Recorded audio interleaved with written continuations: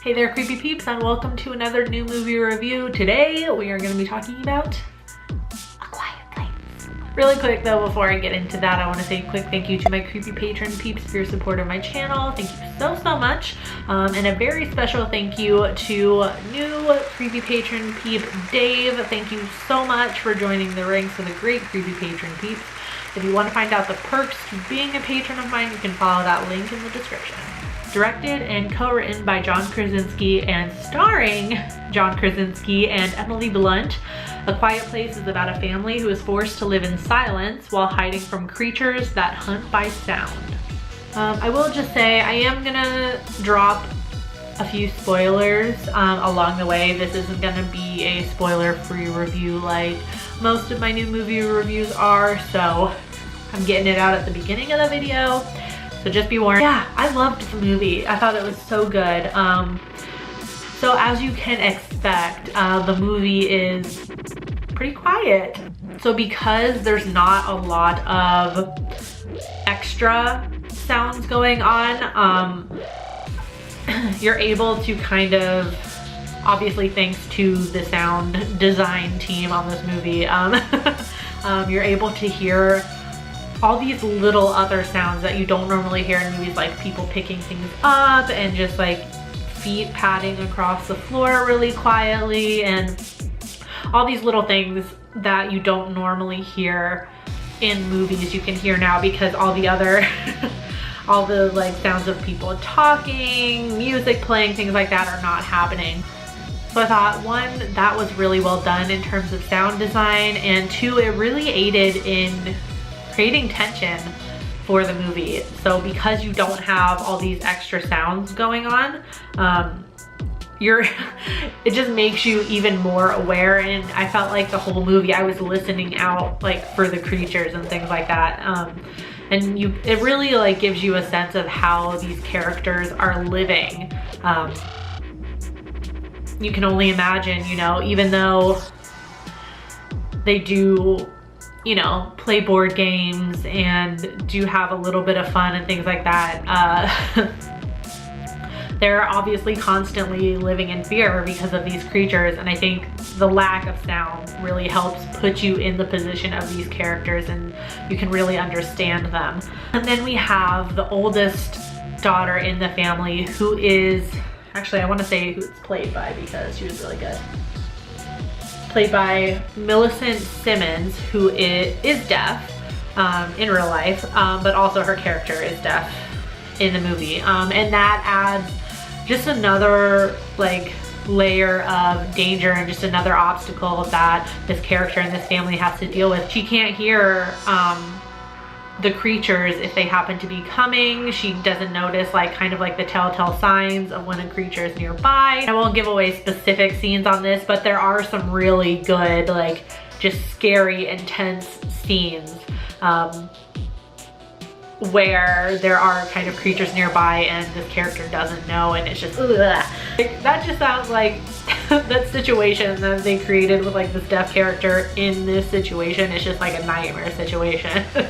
It's like the only way to survive is to stay quiet and to, you know, make sure you don't make any extra noise, and she can't hear, so even if she were to accidentally make a really loud noise, she might not know it, and you know, she would be dead in a split second, which is crazy. I also really love that this was a story about family. That was at the heart of this movie. It's how this family really, you know, like, one, loves each other and supports each other, and two, is dealing with this, you know, crazy situation and yet still remaining a family. So there are moments of kind of normalcy, I guess you could say. Like there's a really nice scene where Emily Blunt's character is helping her son with like math and things like that. And like I mentioned, like the kids play games with each other. So there's like a scene where the kids are playing Monopoly, obviously not with the real pieces because that would make too much noise, but so there are like little bits of normalcy within the movies, and I really liked that touch. And there's kind of normal family drama within the movie as well, and it's just layered with this situation that the family is in. So the oldest daughter is kind of at that age. Like, obviously they don't say in the movie in so many words how old she is meant to be. I kind of like, you know, saw her in like the 13, 14-year-old range, maybe. Definitely in like that teeny bopper stage, you know, where you know, she's starting to grow up a little bit, and she's a really smart girl, and she wants to help her family, and you kind of get the sense that she feels as though she's a burden.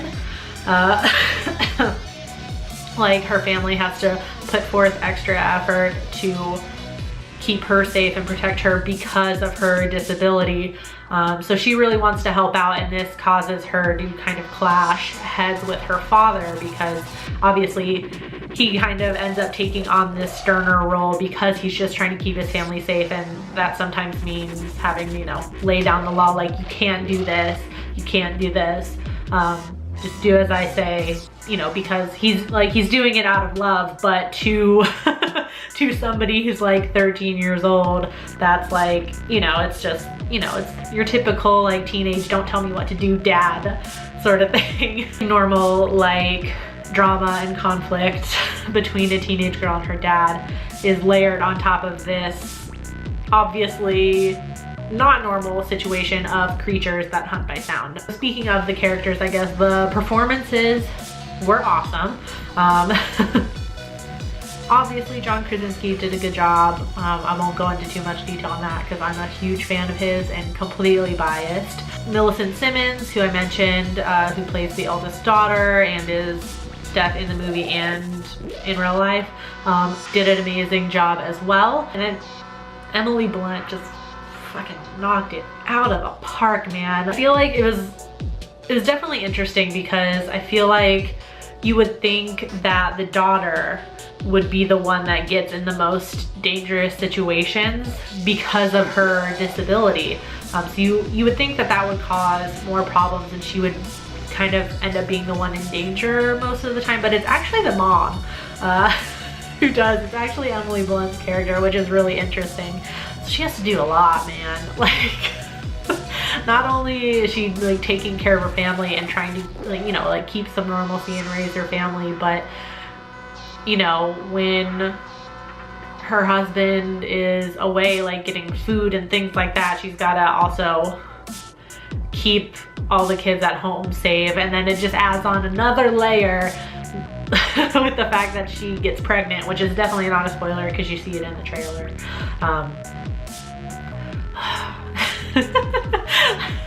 I love how like it just adds another like layer of danger, but I could not help in the movie, but like, and I even knew it was gonna happen obviously because of the trailer, but I'm just like, did you have to, guys?